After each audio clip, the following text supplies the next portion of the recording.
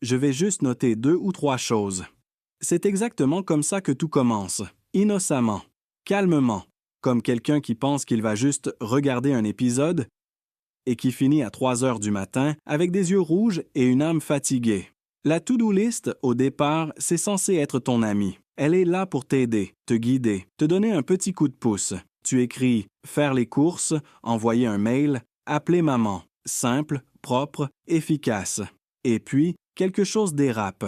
Tu ajoutes une tâche, puis une autre, puis encore une. Et là, sans prévenir, ta liste devient une créature, une hydre. Tu coches dans une case et 3 nouvelles apparaissent.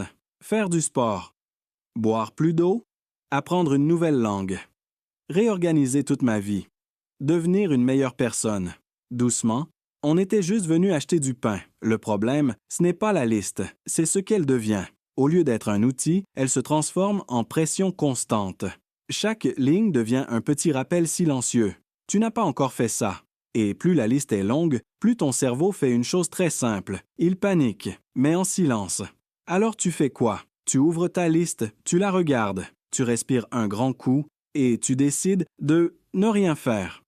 Ouais, rien, parce que quand tu as 27 choses à faire, ton cerveau se dit « Franchement, autant commencer par regarder une vidéo ». Et là, magie, tu passes 40 minutes à chercher la vidéo parfaite pour te motiver, au lieu de faire ce que tu avais à faire. Ironique, non? Mais ce n'est pas fini.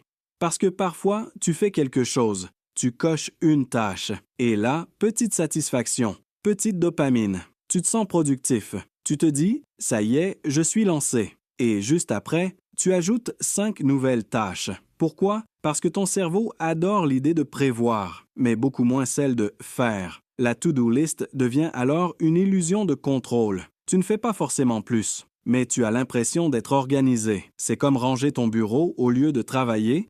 Tu te dis que c'est utile, mais au fond, tu évites juste le vrai travail. Et parfois, ça va encore plus loin. Tu écris des tâches ridiculement vagues. Travailler sur mon projet? Avancer. Être productif. Mais ça veut dire quoi, concrètement? Ton cerveau ne comprend pas, alors il bloque. C'est comme si tu lui disais « Va quelque part ». Oui, mais où? Résultat, tu procrastines. Pas parce que tu es paresseux, mais parce que ta liste est devenue trop floue ou trop énorme. Et le pire dans tout ça? C'est la culpabilité. Tu regardes ta liste, tu vois tout ce que tu n'as pas fait, et tu te dis « Je devrais être plus discipliné. Je perds du temps. Je suis nul ». Alors que non, tu es juste humain, face à une liste impossible, parce qu'une to-do list interminable, ce n'est pas de l'organisation, c'est un piège. Un piège où tu accumules des intentions, sans passer à l'action. Mais la bonne nouvelle, c'est que le piège est simple à désamorcer. Déjà, arrête de vouloir tout mettre sur ta liste. Tu n'es pas obligé de planifier toute ta vie sur une seule feuille. Ensuite, réduis. Pas un peu, beaucoup. Au lieu de 20 tâches, prends-en 3. Oui, seulement 3.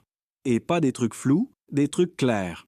Pas faire du sport, mais marcher 20 minutes. Pas travailler, mais écrire 10 lignes. Là, ton cerveau comprend. Et surtout, il commence. Et tu sais quoi? Quand tu termines ces 3 tâches, tu te sens mieux que quand tu en avais 30, parce que tu avances vraiment. La vraie productivité, ce n'est pas faire plus, c'est finir ce que tu commences. Alors la prochaine fois que tu ouvres ta to-do list, regarde-la bien. Si elle te motive, parfait, mais si elle t'écrase, ce n'est plus une liste, c'est une montagne. Et personne ne grimpe une montagne en regardant le sommet pendant 3 heures. On commence par un pas.